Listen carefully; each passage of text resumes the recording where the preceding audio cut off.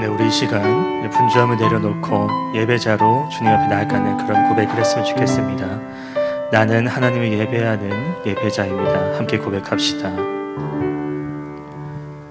나는 하나님을 예배하는 예배자입니다.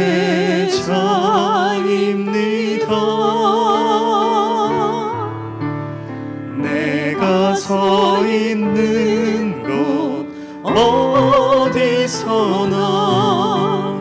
하나님을 예배합니다. 내 영혼 거룩한 은혜를 향하여 내 마음 완전한 하나님 향하여 이곳에서 바로 이 시간 하나님을 예배하니. 우리 한 번 더 고백합시다. 나는 하나님을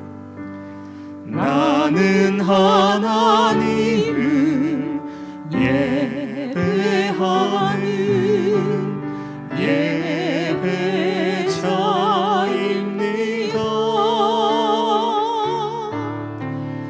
내가 서 있는 곳 어디서나 하나님을 예배합니다. 내 영혼 거룩한 은혜를 향하여 내 마음 완전한 하나님 향하여 이곳에서 바로 이 시간 하나님을 예배합니다.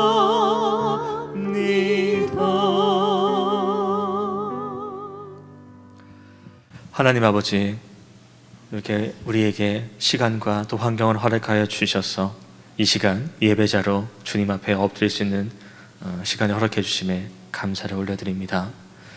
우리가 하나님을 찬양하고 영광을 돌리는 것은 주님의 은혜이고 주님께서 우리에게 맡기신 또 역할이기도 합니다. 이 시간 그 역할을 감당하기 위해 예배자로 나아가길 소망하오니 우리의 찬양과 기도를 흠양하여 주시기를 간구합니다. 부디 이곳에 임하여 주셔서 우리 예배를 기뻐 받아 주옵소서. 예수님 이름으로 기도합니다.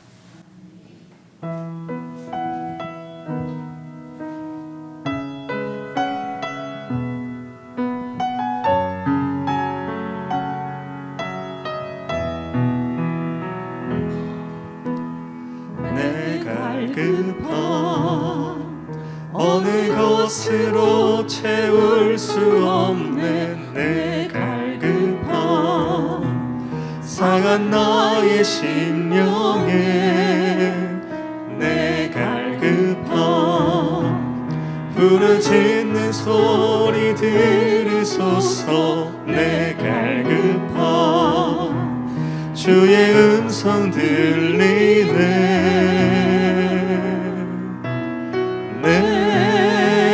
내게로 나오라.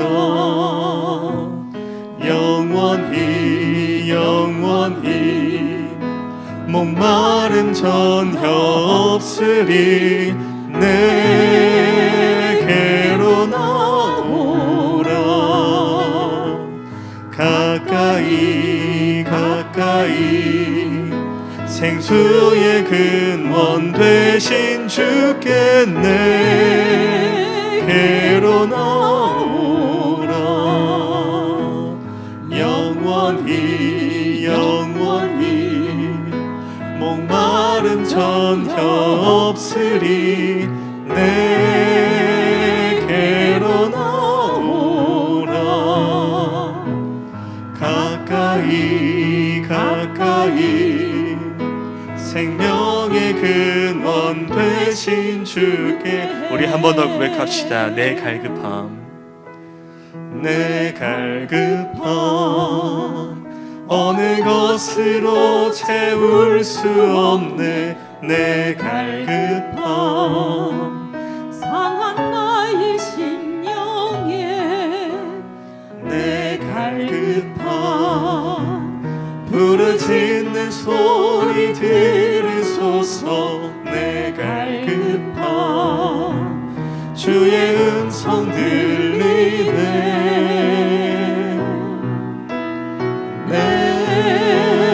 내게로 나오라. 영원히 영원히 목마름 전혀 없으리. 내게로 나오라. 가까이 가까이 생명의 근원 대신 주께 내게로 나오라. 영원히 영원히 목마름 전혀 없으리. 내게로 나오라. 가까이 가까이 생명의 근원 되신 주께. 아멘.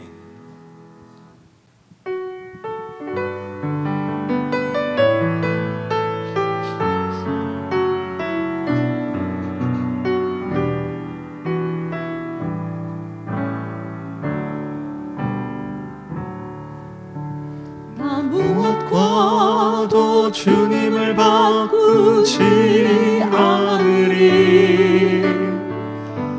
다른 어떤 은혜 구하지 않으리. 오직 주님만이 내 삶의 도움이시니. 주의 얼굴 보기 원합니다. 주님 사랑해요.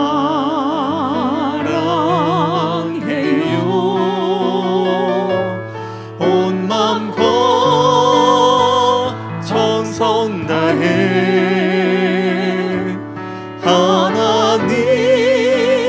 하나님의 신실한 친구 되기 원합니다. 한 번 더 고백합시다. 나 무엇과도 주님을 바꾸지 않으리. 다른 어떤 은혜 구하지 않으리. 오직 주님만이 내 삶의 도움이시니. 주의 얼굴 보기 원합니다. 주님 사랑해요.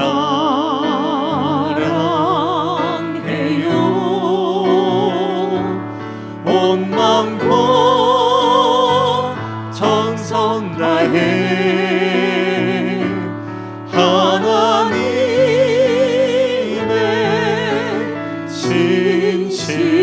신실한 친구 되기 원합니다.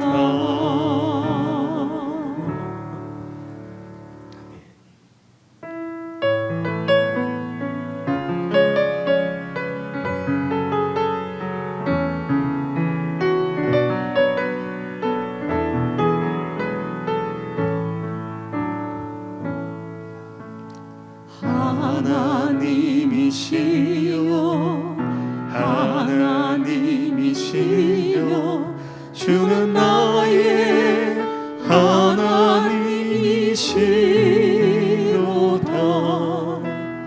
나의 몸과 마음 주를 갈망하며 이제 내가 주께 고백하는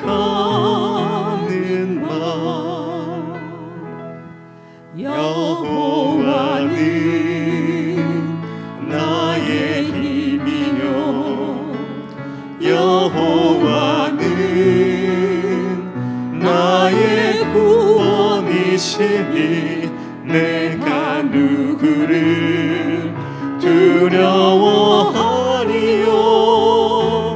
여호와는 생명의 피난처시니 주의 인자가 생명보다 나음으로 내 입술이 여호와를 찬양하리. 내 평생에 주를 찬양하며 주의 이름으로 내 손 들리라. 하나님이시여, 하나님이시여,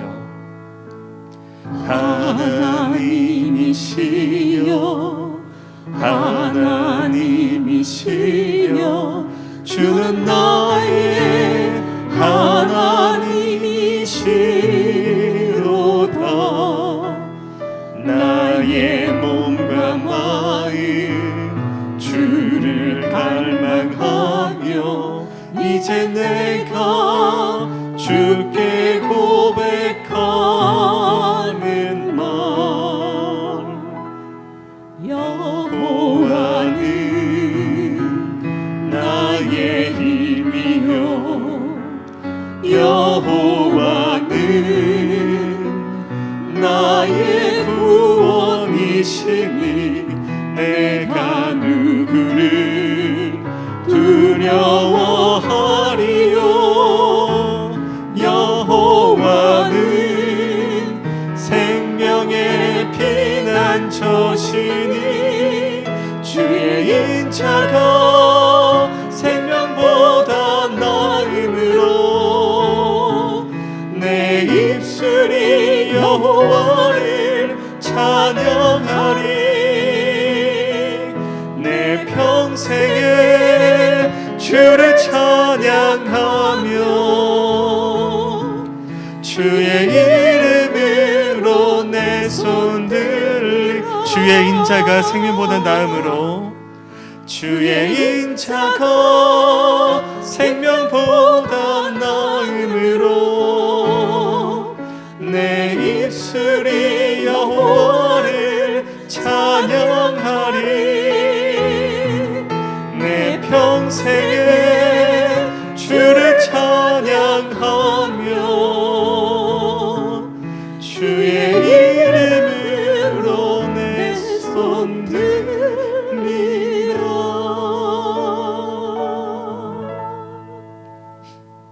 우리 시간 합심해서 기도하기 소망합니다.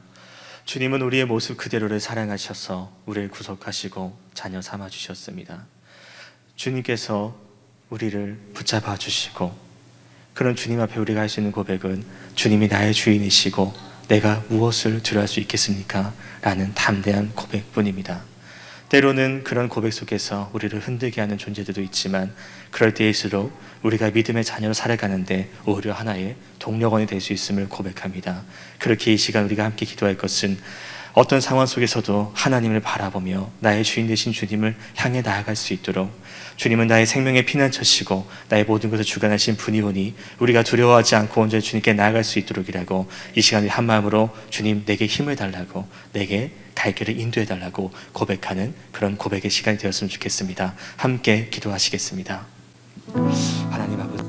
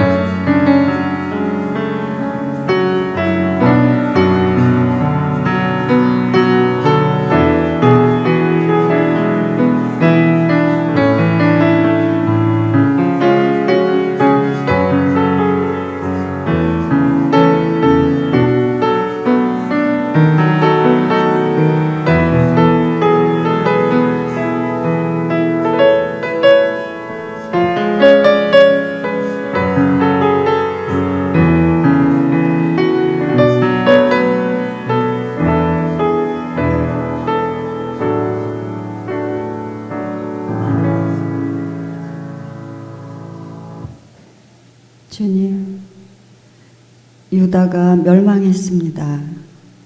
하나님을 떠난 유다와 이스라엘은 우상 숭배와 약자를 밟는 악을 서슴없이 자행했습니다.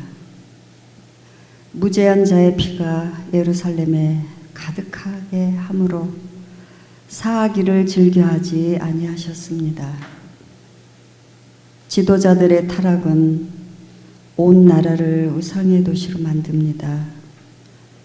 주님, 우리는 참 지독하고 질기고 깨달음이 더디고 악합니다.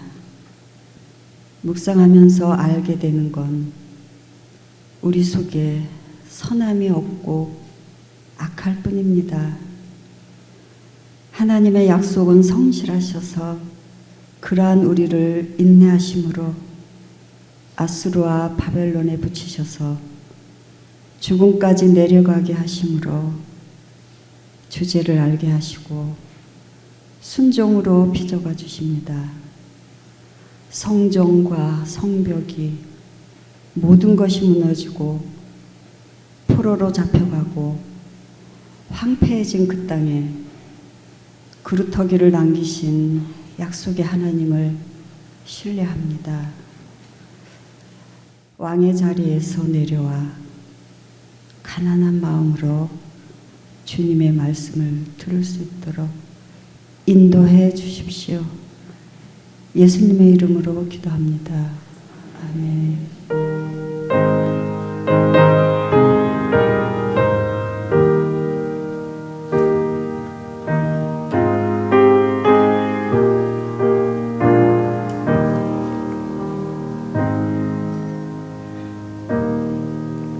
네, 오늘 우리가 함께 묵상할 말씀은 신명기 14절부터입니다. 14절부터 21절까지 함께 보시겠습니다. 신명기 19장 14절부터 21절까지 말씀 함께 보시겠습니다. 구약성경 291쪽 정도를 참고해 주시면 되겠습니다. 신명기 19장 14절부터 21절 말씀으로 구약성경 291쪽을 참고해 주시면 되겠습니다. 네, 다 찾으신 줄 알고 우리 한 절씩 교독하겠습니다.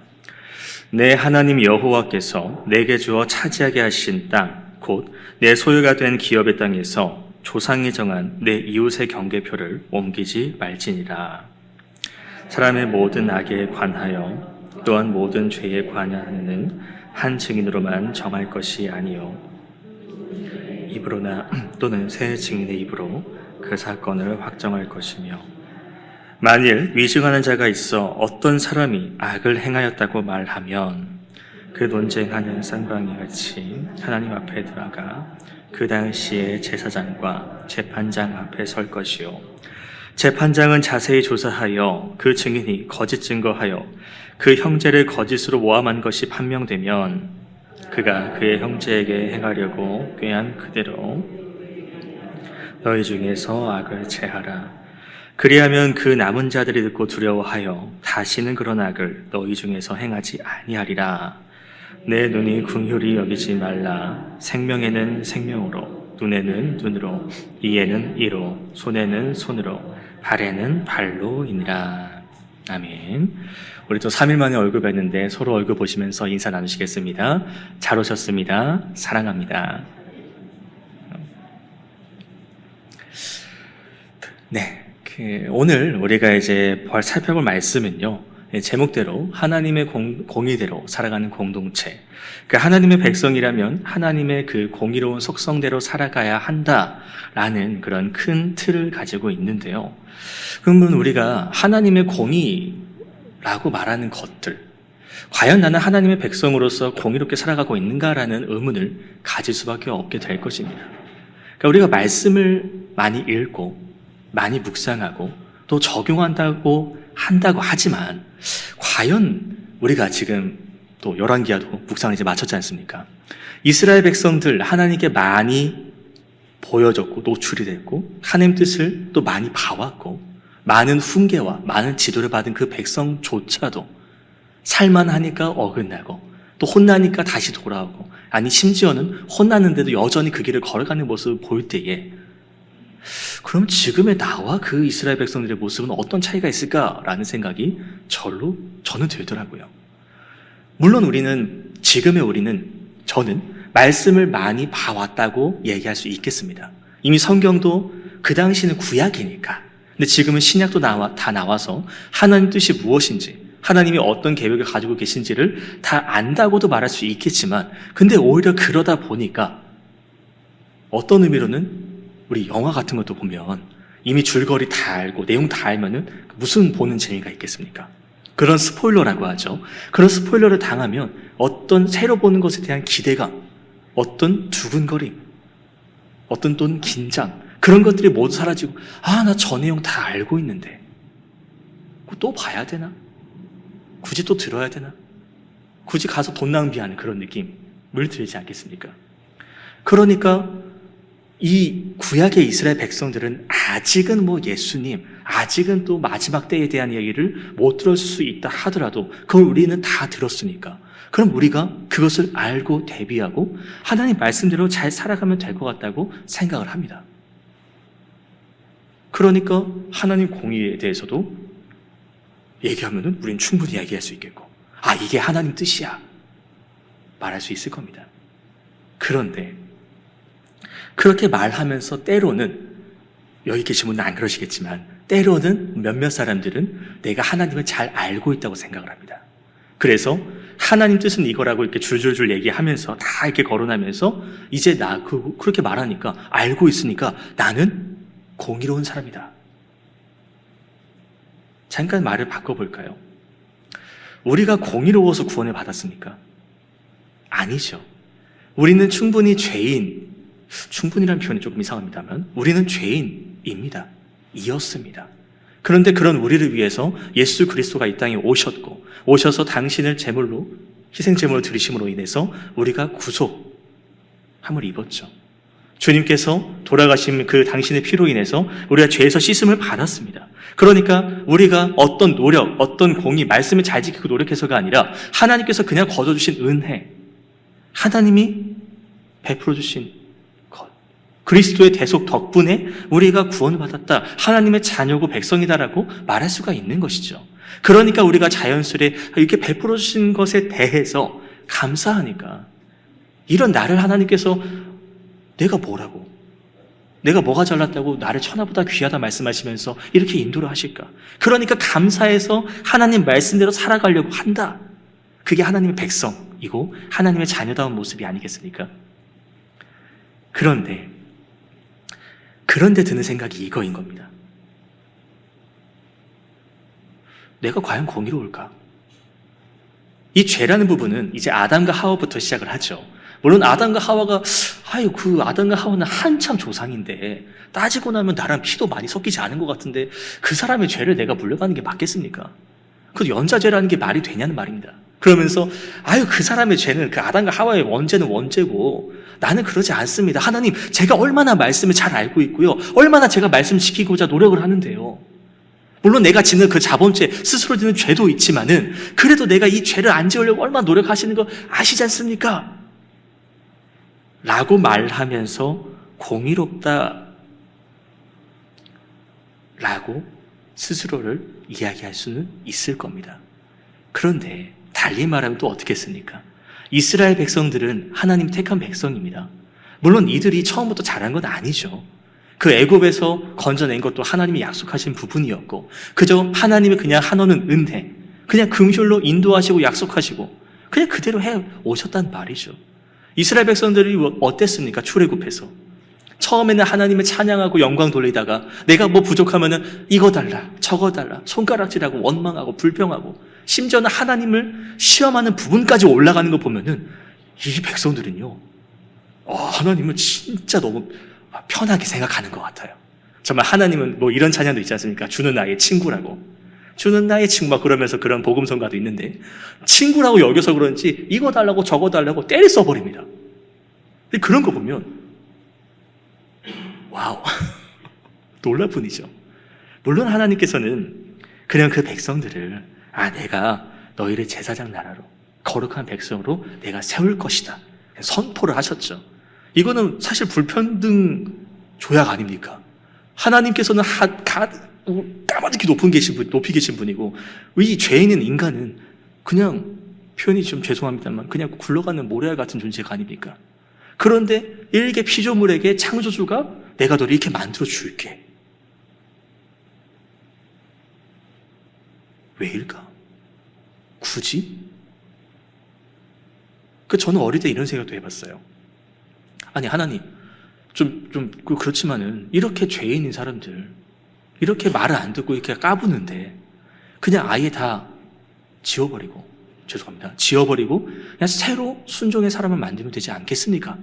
너무 어릴 때 든 생각이고, 좀 유치한 생각이지 않습니까? 물론 이것 또한 하나님의 계획이고 하나님의 뜻인 걸 알고 있지만, 이렇게 인간의 생각으로는 왜 그렇게 안 하시고, 이렇게 계속 죄악의 길을 걸어가는 백성들을 보면서 고통받으시고, 그를 고치겠다고 계속 사랑 선지자를 보내시는데도 이제 그걸 보니까 우리는 안 그러겠지. 근데 나도 그러고 있다는 거죠. 우리가 주님 앞에 죄를 고백합니다.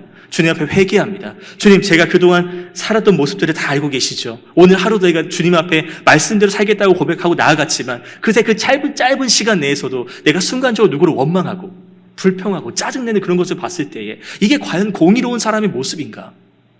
과연 내가 하나님의 백성으로서 하나님의 자녀다운 모습이라고 감히 누군가에게 드러낼 수 있겠냐라는 말입니다. 오늘도 제가 요즘 하루 매일 시작하는 게 하나가 있습니다. 교회 앞에 낙엽 쓸기예요. 이건 몇 번 얘기 드렸지만 한 번 더 꺼내겠습니다. 분명히 제가 오늘 9시 전에 나가서 낙엽을 다 쓸었어요. 근데 1시간도 안 돼서 또 낙엽이 떨어져 있대요. 그거 보면 또 누군가는 이렇게 생각하실 것 같아요. 도대체 부목사는 교회 앞에 청소도 안 하고 했습니다. 했는데도, 그래서 저 심지어는 그런 분 말씀하시는 분이 있다면은 찍어서 보여드리고 싶어요. 근데 그건 또 너무 이제 나를 이렇게 변호하는 것 같으니까, 주님, 이것도 뭐 자연의 역사하시는 그래, 낙엽은 주님께서 역사하시는 걸 칩니다. 그런데 왜 이렇게 그 구름 과자를 좋아하시는 분이 많은지 모르겠어요. 이거를 구름 과자를 맛있게 드시고 잘 치우면 되는데, 그거를 꼭 교회 앞에다가 해가지고 막 검은 가루가 묻어나고 이게 퍼져가지고 또 비 오면 그게 또 찢어져가지고 쓸리지도 않아요. 이거 버리야. 그럴 때 이제 주님, 오늘 새벽에 말씀을 근데 또 욱 하고 올라와가지고 그냥 막 이게 쉽지가 않더라고요. 그렇게 또 이제 이웃을 사랑하라 말씀하셨는데 이웃 사랑이 안 되고 있잖아요. 나도 모르는 이웃인데도 그래도 이웃이잖아요. 주여. 이러니까 보십시오. 주님 앞에 이렇게 주여라고 말하고 내 죄를 고백하고, 이거 말고도 저도 얼마나 속에 죄가 많겠습니까? 그거를 다 토해낸다 하더라도요, 또 다른 죄가 또 쌓이고 있다는 거예요.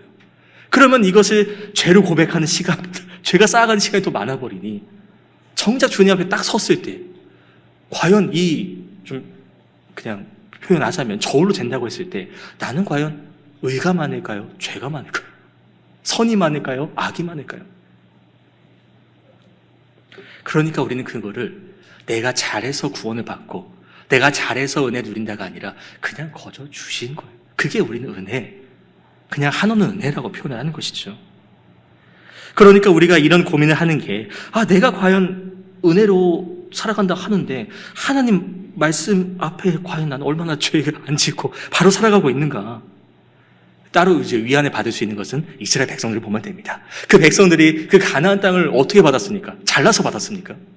애굽에서 열심히 노예 생활해가지고 나중에 하나님이 챙겨 주셨지만은 막상 그 노예 생활하면서 그동안 해왔던 것들 보상받으니까 어마어마한 거예요. 하나님, 제가 이렇게 돈을 드릴 테니까 그 땅을 주십시오. 무슨 부동산 사는 것도 아니고 그냥 그 땅도 하나님이 약속하신 땅이죠.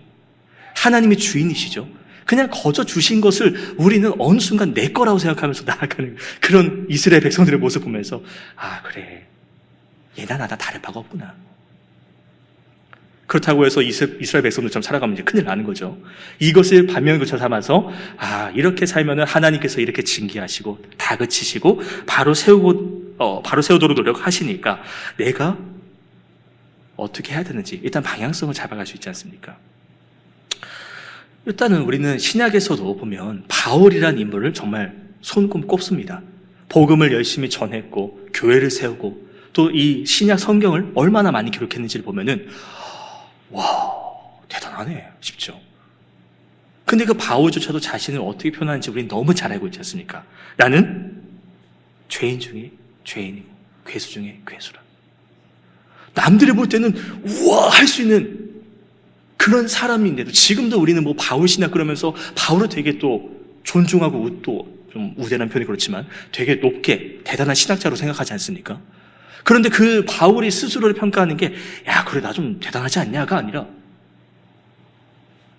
죄인 중에 죄인이래요.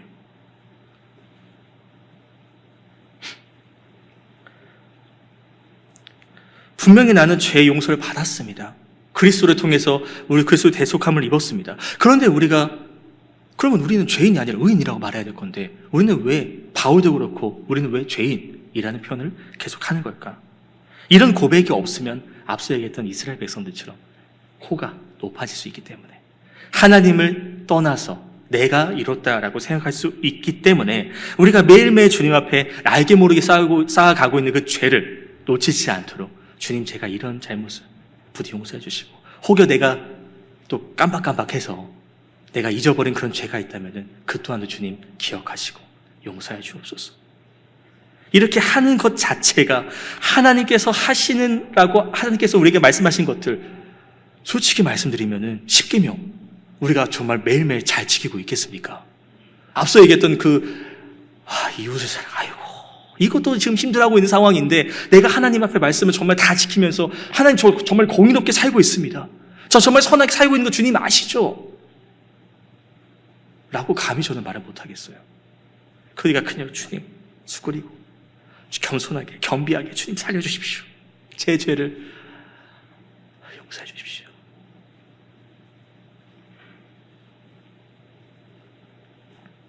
참 그래도 감사한 게 그거죠. 주님께서는 우리의 죄를 알고 모르시겠습니까? 다 알고 계시죠. 그런데도 그 죄를 보고 바로 직결 심판하시는 게 아니라 그리스도의 그 보혈로 인해서 여전히 우리에게는 용서의 기회가 대속의 은혜가 주어지고 있다는 것.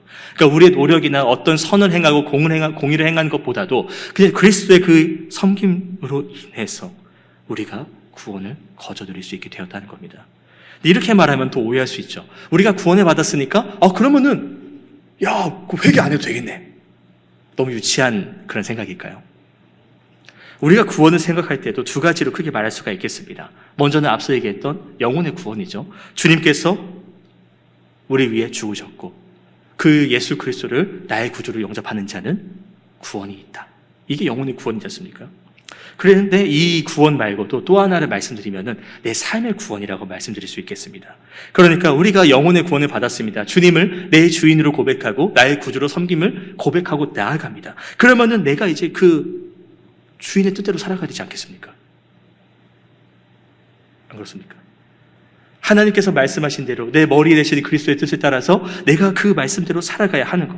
그것을 소위 우리는 예수님을 닮아가는 삶, 예수님을 따르는 삶, 혹은 성경 말씀을 따지면은 비교하자면 이제 그 성령의 열매를 맺어가는 삶이라고 이야기할 수 있겠습니다. 그런데 계속 앞서 얘기했던 것처럼 이렇게 알고는 있어요. 하나님의 백성, 그래 내가 그냥 한없는 은혜로 누렸으니까 구원을 누리고 은혜를 누리고 있으니까 그럼 하나님 뜻대로 살아가야겠지. 아멘이지 않습니까? 맞는 말이잖아요. 그런데 아까 저도 얘기했듯이 어떻다고요? 그게 안 돼요. 쉽게 운전을 하거나 누가 쓰레기를 버리는 거 다 치워놨는데 그걸 없는 거 기분이 어떻습니까? 그러니까 저는 순간적으로 그 청소하면서 드는 생각이 내가 어릴 때 엄마 아빠한테 진짜 잘못했구나 싶더라고요. 기껏 청소하고 빨래 다 해주셨는데 그거를 뒤집고 엎고 어지르고 설거지도 안 하고 그런 거 봤을 때 부모님 어떤 생각하셨을까? 그 내 자식이니까 하면서도 그래도 내 새끼니까 라고 하셨겠지만은 그것을 용납하지 못한 순간이 온다면 어떻게 하냐라는 것이죠. 그렇게 하나님이 말씀하신 대로 섬기고 내 자식이라고 내 자녀라고 내 이웃이라고 주님의 자녀라고 주님의 이웃이라고 그렇게 막 섬기고 한다지만 서도. 그런데 어느 순간 내 한도라고 말하면서, 내 이렇게 한계라고 말하면서 나는 여기까지야. 난 더 이상 못해. 내 인품은 여기까지니까, 내 인성은 여기까지니까, 내 한계는 여기까지니까 너 더 이상 건드지 마. 라고 말하면서 어느 순간 이웃과의 관계를 쳐내는 순간도 있다는 것이죠. 그러면 그런 상황은 이제 우리 뒤에 나온 심판 얘기를 잠깐 꺼내면서 추가로 설명드릴 수가 있겠는데요. 근데 심판은 또 잘하는 게 두 가지죠. 이제 믿는 자들에 대한 심판이고 믿지 않는 자에 대한 심판입니다.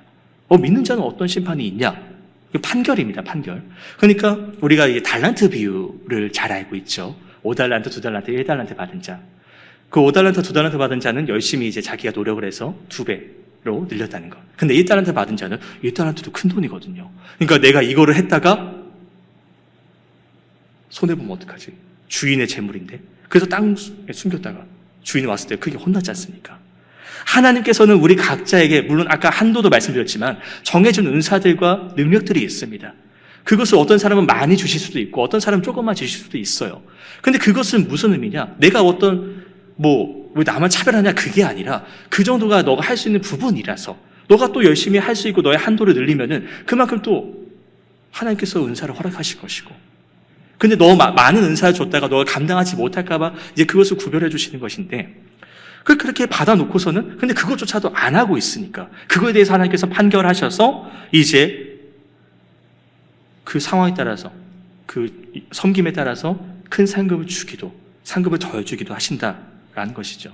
이것을 오해하면 그러면 하늘나라에 가는 것도 경쟁입니까? 라고 볼 수 있습니다. 잘하는 사람은 더 많이 주고 못하는 사람은 조금만 주고, 또 이제 잠깐 신모 종교를 또 이렇게 인터뷰를 좀 가져오자면, 어떤 분이 인터뷰를 한 거를 잠깐 보면 이런 얘기 있습니다. 정말 그 신 안에서 열심히 섬기고 있는 거예요. 막 전도도 열심히 하고 막 자기 종교 댓글 올라오고 열심히 하는 겁니다. 그 신모시기 아시겠죠? 그래서 왜 이렇게 열심히 하냐 물어보니까 요한계시록에 14만 4천의 숫자가 있고 그 숫자 안에 들어가야지 내가 나중에 저기 하늘에 올라갔을 때 내 옆에 원빈이 있대요. 장동건이 있대요. 그래서 제가 듣고 싶었는데, 그리고 거기 가면 타워 팰리스를 하나님이 주신대요. 와, 그럼 결혼 안 하지만 저는 빨리 더 열심히 해가지고 죽음 올라가면 이 말이 또 이상해지잖아요. 그 14만 4천 또 누가 나눕니까? 그러니까 그런 거 보면은 우리가 정말 말씀을 오해할 잘못 알고 있구나. 그렇게 이 하나님 말씀은 그런 겁니다. 그런 경쟁을 하고 그렇게 하라는 것이 아니라 하나님께서 우리에게 주신 것들을 너가 얼마나 잘 활용하고 있는가. 하나님이 아까 말씀드렸잖아요. 하나님이 우리에게 하나님의 은혜를 주셨고, 그러면 우리가 그 은혜를 받은 우리가 뭘 해야 되느냐? 교회의 머리 대신 주님 위해서 우리가 뭘 해야 되느냐? 섬기는 거다. 그럼 그 섬김을 위해서 내가 가지고 있는 것이 뭐가 있지? 내가 어떤 청소를 잘하는 거? 노래를 잘하는 거? 어떤 만드는 거 잘하는 거?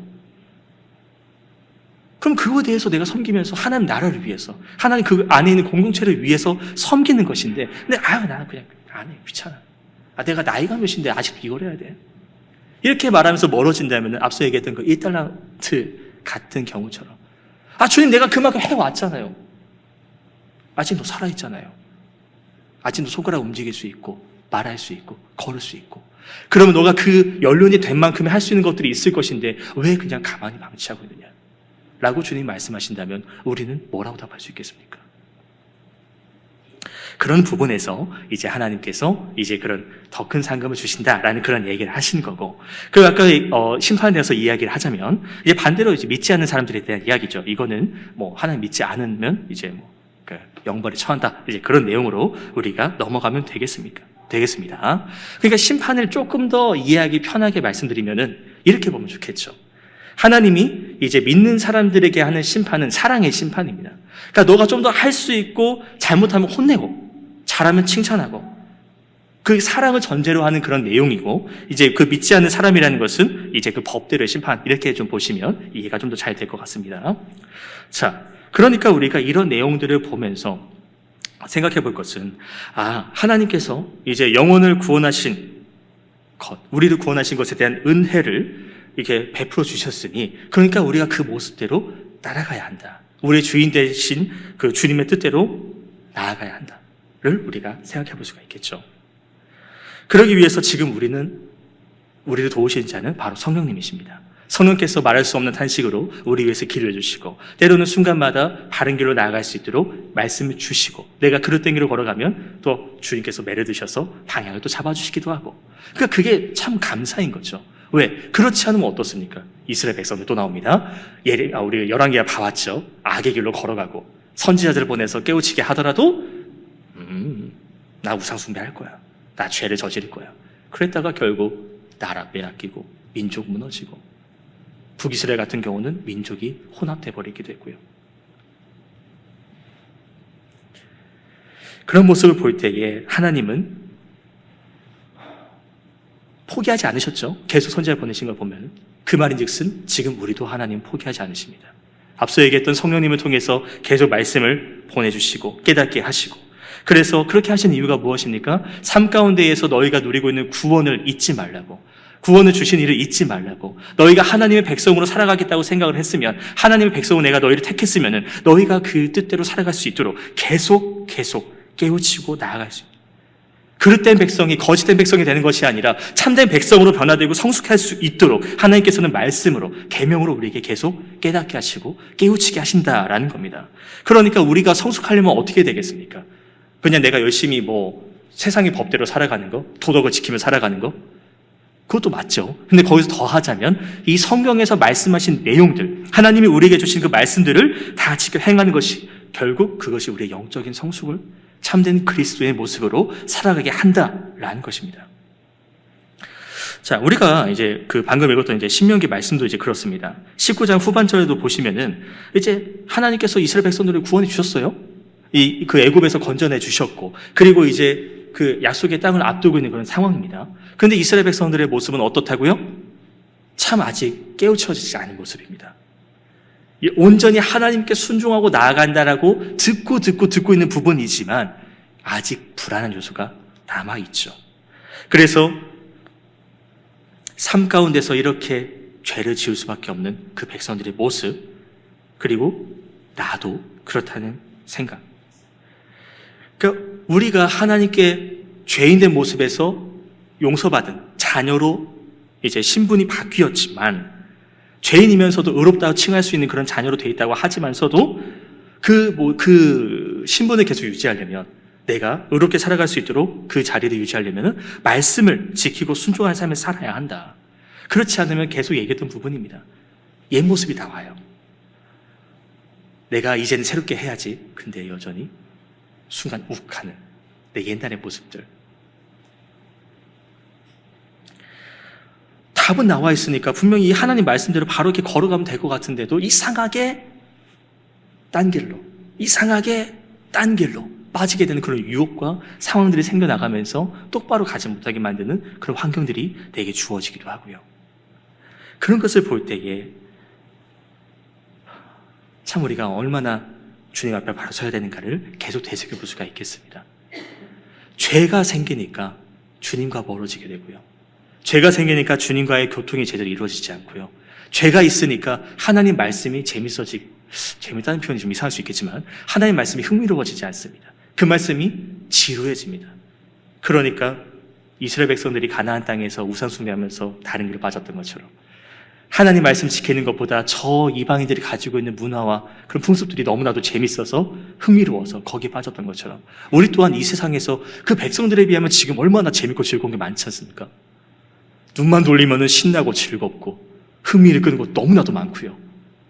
그럴 때일수록 우리가 정신을 바로 차리지 않으면, 말씀에 비추어서 내 스스로를 계속 깨우치고 끊임없는 회개를 하지 않으면요,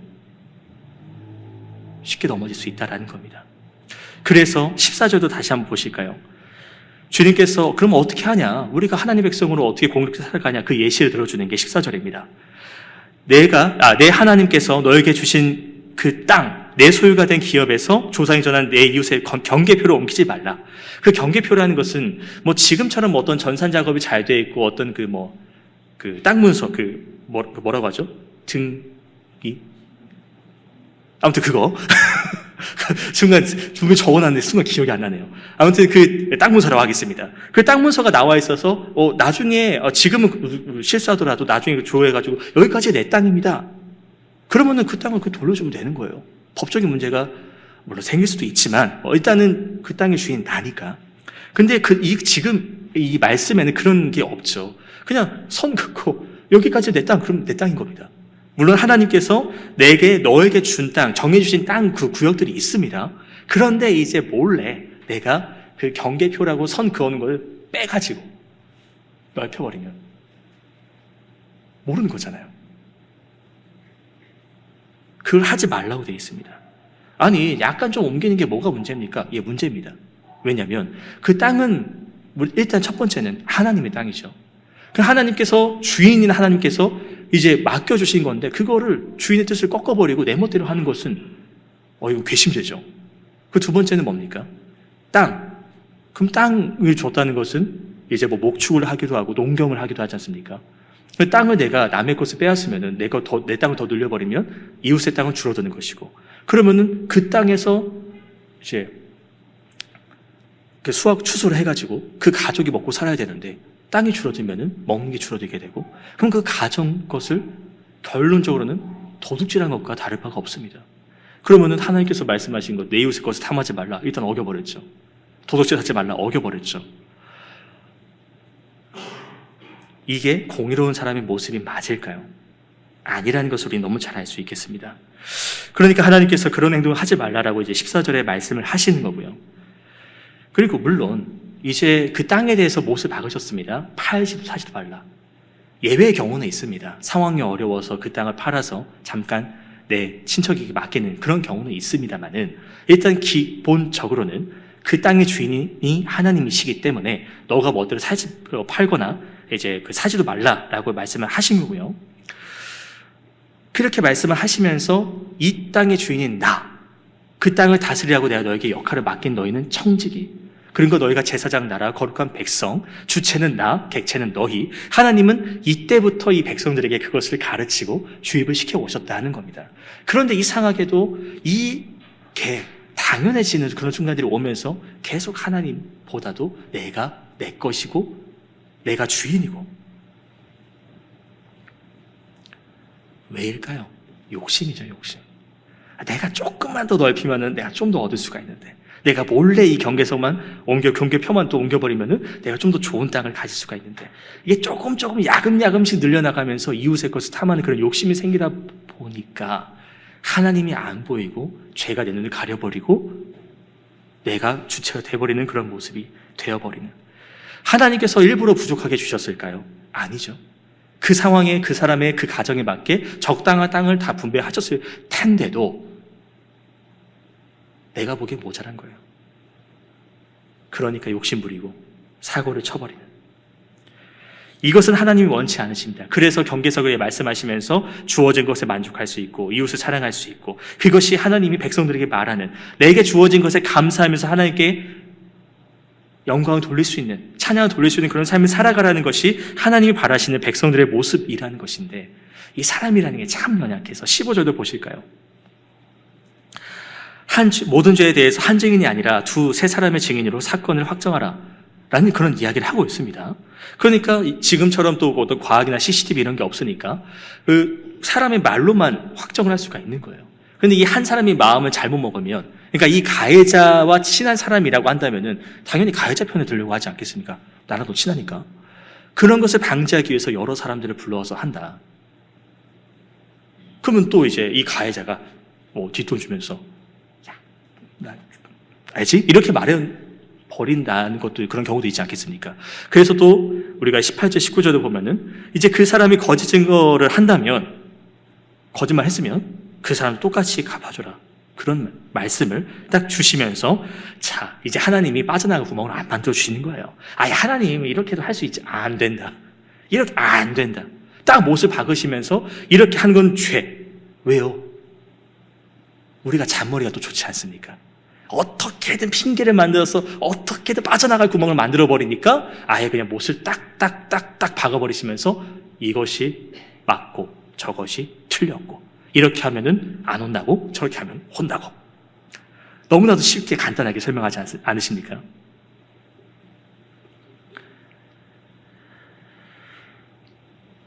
그러니까 이렇게 하는 게 증인 이야기도 이런 얘기입니다. 경계석도 그렇고 증인 이야기도 그렇고 내가 보고 있다. 하나님인 주인인 내가 너희를 지켜보고 있다. 그러니까 하지 말아라 제발. 어기지 말아라. 내가 너희를 택하고 너희를 세우고 내가 너희를 이렇게 만들려고 노력하고 있는데 왜 그렇게 계속 다른 길로 빠지려고 애를 쓰느냐. 돌아와라. 그러니까 참 하나님도 너무나도 자비로우신 것 같아요. 그냥 바로 탁탁탁 끊어버리시면 될 건데도 죽는다라고 말씀하시면서도 한 번 더 기회를, 또 기회를 이렇게 참 한없이 주지 않으십니까? 또 17절도 이어서 보면 그렇습니다. 이제 그 제사장과 재판장 앞에 나가라는 것도 그 전에 말을 보면은 하나님 앞에 나아가라는 표현이 있습니다. 사람 앞이 아닙니다. 하나님 앞에 나아가서 하나님 말씀대로 하나님 앞에 부끄럼 없이 바로 그 하나님께서 주신 그 질서, 절차대로 그대로 밟아가라고 하시는 것이고 그 절차는 우리가 잘 알고 있는 그 계명들, 그 말씀들이죠. 그리고 21절도 보실까요? 내 눈의 긍휼히 여기지 말라. 생명에는 생명, 눈에는 눈, 이에는 이, 손에는 손, 발에는 발로이니라. 이것 또한 그 더 이상의 보복을 하지 말라는 딱 등가교환의 개념으로만 말씀하고 계십니다. 그 왜 그러냐? 그 당시는 보복이 당연한 거예요. 네가 내 눈을 하나 뺐다 그럼 난 네 두 눈 뽑아버릴 거야. 왜 그러냐? 그 당시는 어떤 법의 통치를 받는다기보다는 힘의 논리가 강하다 보니까 내가 조금이라도 연약하게 보이면, 내가 조금이라도 약하게 보이면은 내 것을 빼앗길 수가 있는 거예요. 그러니까 내가 지킬 게 또 얼마나 많겠습니까? 내 가족들, 내 종들, 내 물건들, 내 재산들. 그러니까 당하지 않도록 강하게 보이려고 내가 당했으면 더 이상의 보복으로 갚아줬다는 것이죠. 그런데 이렇게 되면 어디까지 가겠습니까? 끝도 없는 거예요. 내가 한 대 치면 두 대 치고, 두 대 치면 네 대 치고, 네 대 치면 여섯 대 치고. 그럼 서로 그냥 죽는 데까지 치고, 또 죽였으면은 또 다른 친척이 와서 네가 내 친척을 죽였구나. 그러면서 또 죽이고. 그러면은 계속 그냥 전쟁밖에 남지 않겠습니까? 그 사사기인가요? 거기도 보면은 지파끼리도 싸움이 일어나지 않습니까? 베냐민 지파하고 또 다른 11지파끼리도. 그러니까 하나님께서 더 과열되지 않도록 딱 법을 정해주시면서 자, 이렇게만 해라. 이렇게 하면 어떻습니까? 결국에는 우리는 유익한 삶을 사는 겁니다. 더 과하지도 않고 덜 하지도 않고 주어진 자리에서 만족하면서 살아갈 수 있게 되는. 그런데 우리는 그것을 보면서 손해본다. 아우, 내가 지금 더 많이 먹는데, 내가 그만큼 많이 먹는데 이거 이 땅으로 되겠습니까? 라고 말할 수도 있겠죠. 근데 그것 또한 무엇입니까? 욕심입니다. 그러니까 하나님께서 말씀하신 대로 사는 게 우리에겐 가장 최고인 것이죠. 내가 진실되고 정직하게 사는 거, 공의대로 사는 거, 기준이 하나님입니다. 다른 사람 눈치 보면서 다른 사람이 말하는 대로 누군가 이렇게 살고 저런 살고, 누구는 뭐 좋은 집, 누구는 뭐 좋은 차, 누구는 좋은 옷. 근데 난 다락방.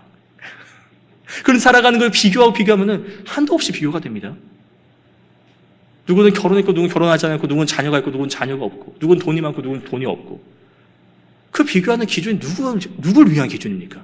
하나님께서 너는 무조건 부자가 되어야 된다. 그것도 안 하셨잖아요. 너는 좋은 집에 살아야 된다. 그런 말씀도 없어요. 너는 남편이 멋지고 아내가 예뻐. 그런 말씀도 없어요. 그런데 우리는 왜 세상의 시선으로 사람을 평가하고 세상의 기준으로 내가 행복을 누린다고 생각하고 불행하다고 얘기하고 있는 겁니까? 기준이 잘못됐다는 것이죠. 나는 누구의 자녀입니까? 하나님의 자녀입니다. 하나님의 백성입니다. 하나님께서 나에게 말씀하신 것들을 행하는 것이 우리는 그게 살아가는 것이 당연한 삶이 되어야 되는 것. 그게 그리스도인의 모습이라는 것을 우리는 많은 말씀과 많은 성경을 통해서 알고 있지 않습니까? 하나님께서 우리 위해서 불평등 조약을 맺었다고 말씀드렸습니다. 그냥 베풀어 주신 거예요. 근데 그게 당연한 게 아니거든요. 그러면 우리가 그것에 대해서 내가 때로는 이럴 수 있겠죠. 하나님의 자녀를 드러내고 하나님의 백성이라는 걸 드러내고 그리스도인이라고 드러내는 그 순간 세상적으로는 손해볼 수밖에 없는 상황이 있을 수 있습니다. 내가 이거 참아야 되는 겁니까, 주님? 라고 말한 순간도 있을지도 모르겠습니다. 그런데 그 것들을 내가 인내하는 것은 견디는 것은요, 그것이 결국 하나님이 말씀하시는, 또 하나님 높일 수 있는 그런 믿음의 삶이라고 말할 수 있기 때문입니다. 물론 이건 억지로는 안 됩니다. 내가 그냥 하면은 그거는 순종이 아니라 복종이죠. 근데 하나님께서는 우리에게 뭘 원하실까요? 순종을 원하시죠. 순종의 삶. 내가 억지로 그렇게 해가지고 막 쌓아봤자 하나님 보시기에 뭐라 하시겠습니까? 내가 억지로 헌금한다 뭐라 말씀하시겠습니까? 냄새나다 치워라. 그렇다면 우리는 과연 복종의 삶을 살고 있습니까? 아니면 순종의 삶을 살고 있습니까? 를 계속 생각해 봐야 될 것입니다. 그렇지 않으면 죄송합니다. 미리 죄송합니다. 이렇게 우리가 신앙생활을 한 것이 무의미가 될 수 있기 때문입니다. 정말로 우리가 하나님의 자녀라고 말할 수 있겠습니까? 정말 우리가 하나님의 말씀대로 살고 있다고 자신할 수 있겠습니까? 정말 내가 하나님 뜻대로, 하나님이 말씀하신 그 공의대로 살아가는 공동체라고 자부할 수 있겠습니까? 부디 그런 고백이 우리 가운데 있었으면 좋겠습니다. 주님, 제가 부족하지만 그래도 주님 말씀대로 살려고 애쓰고 있습니다. 이런 부족한 나의 연약함 주님 알고 계시죠? 그럼에도 주님께서 나를 불러주시고 쓰고 계시죠? 감사합니다. 주님, 이런 부족한 나지만 주님 말씀대로 살려고 노력하는 것을 기억하여 주시옵고, 내가 혹여라도 다른 길로 빠지면 바로 나갈 수 있도록 부디 나에게 바른 길을 인도하여 주옵소서. 이 길로 온전히 나아가서 정말로 주님 다시 오실 때에 우리가 주님께 칭찬받을 수 있는 그런 삶을 살게 해달라고 다시 한번 다짐하는 그런 시간 되셨으면 좋겠습니다. 기도하겠습니다. 사랑의 하나님, 감사합니다. 우리가 이렇게 말씀을 보고 또 보고 되새긴다고 말하지만 때로는 순간마다 주님 말씀대로 바로 살지 못하고 어긋날 때도 있음을 여전히 늘 고백하는 그런 우리 부족함을 주님께서 잘 아시라 생각이 됩니다. 그렇게 이 시간 우리가 더욱더 주님께 의지할 수 있음을 또 고백합니다. 우리에게 정의와 공의를 행할 지혜를 허락하여 주옵소서. 정말 이웃의 그 경계를 존중하고 정직한 마음으로 살아가게 하셔서, 또 이웃에 대한 거짓 증언을 하지 않게 하셔서 우리가 하나님의 백성답게 제사장 나라와 거룩한 백성의 모습으로 살아갈 수 있는 그런 우리가 되게 해달라고, 서로를 사랑하고 공평하게 대할 수 있는 마음을 가지며 살아갈 수 있도록 정말 주님께서 말씀하시는 그 지혜와 그 진리와 그 말씀 가운데에 온전히 살아가며 내 판단이 아닌, 내 기준이 아닌 주님의 기준으로 주님의 말씀을 본받아서 참으로 하나님 보시기에 잘했다라고 온전히 주님을 닮아가는 삶을 살아갈 수 있도록 우리를 붙잡아 주옵소서. 우리의 마음과 삶이 주님의 법도에 맞게 계속 변화될 수 있도록 인도하여 주옵소서. 감사드리며 예수님의 이름으로 기도드립니다. 아멘. 네, 우리 찬송가 함께 부르시겠습니다.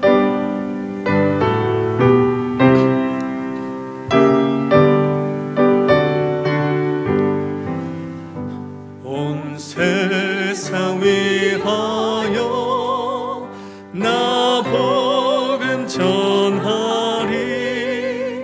만 백성 모두 나와서 주 말씀 들으라. 죄 중에 빠져서 헤매는 자들아, 주님의 음성 듣고서 너 구원하리라. 전하고 기도해 매일 증인 되리라. 세상 모든 사람 나 듣고 그 사랑 알도록 온 세상 위하여 이 복음 전하리. 저 죄인 회개하고서 주 예수 믿으라. 이 세상 구하려 주 돌아가신 나 증거하지 않으면 그 사랑 모르리. 전하고 기도해 매일 증인 되리라. 세상 모든 사람 다 듣고 그 사랑 알도록